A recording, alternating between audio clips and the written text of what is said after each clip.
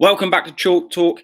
England Lionesses have sadly been defeated in the FIFA Women's World Cup final to Spain and suffered a 1-0 loss. Looking at the key statistics, Spain were the better team in possession throughout the game, 57% to England's 43. And on key metrics in terms of shots and shots on target, you can see that they did overshadow England on that. Looking at the tactics then, Spain lining up in their 4-3-3 formation, and the Lionesses unchanged from the semi-final win with their 3-4-1-2 shape that has been so successful for them in this tournament so far. However, general play tended to look a little bit like this because Spain were playing a 4-3-3 formation. It tended to pin England's defence right back, and it was often a five at the back, England looking like. And I think this caused them problems. I spoke in one of my previous videos about how I believe teams that have played 4-4-2 against England have really suffered. I think Spain's 4-3-3 shape really paid dividends for them in this win.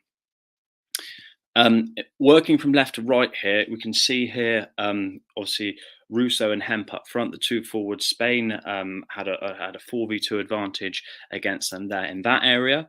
And then when we look into the midfield, we've got a 3v3 situation. Now, England have been quite dominant in that area in the previous games in this formation, playing against midfield twos. However, they're 3v3 in here, and Albira there marked Toon very well throughout the duration of the game.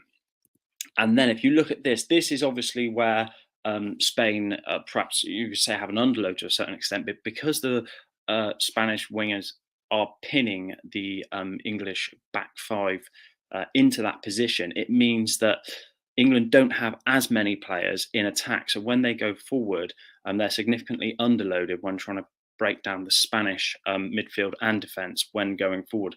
And I think this pinning back of the England team did not help them.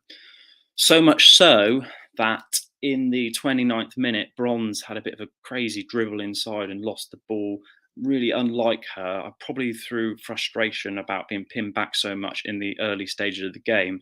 This then led to the through ball into a good area there for the on-rushing Olga to score Spain's one and only goal of the game, shooting very well across Earps into the bottom corner.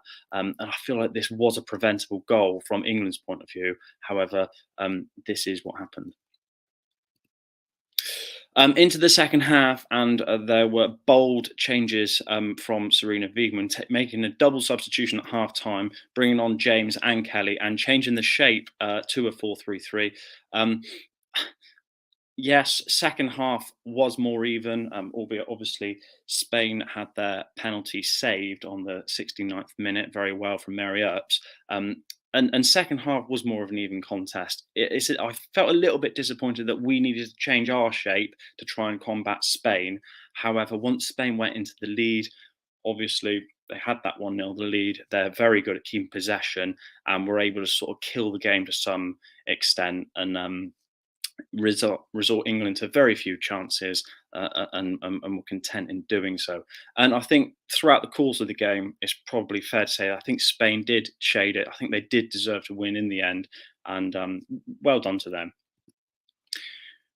Looking, however, this is Serena Wiegman's record as the Lionesses manager. I think we can't complain too much. In 39 games in charge, she's only lost 2. It's an incredible record, a 76.92 win percentage.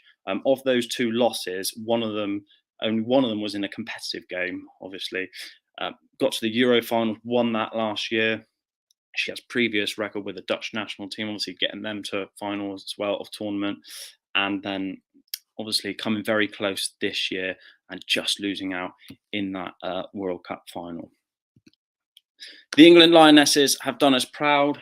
They've inspired a generation of young girls, captured the nation's hearts, and I'm sure they will continue to break down barriers and achieve great things moving forward, and look forward to watching their journey progress in the years to come. Thanks so much for listening, everyone. Please give us a like and subscribe if you enjoy the video, and I'll see you next time.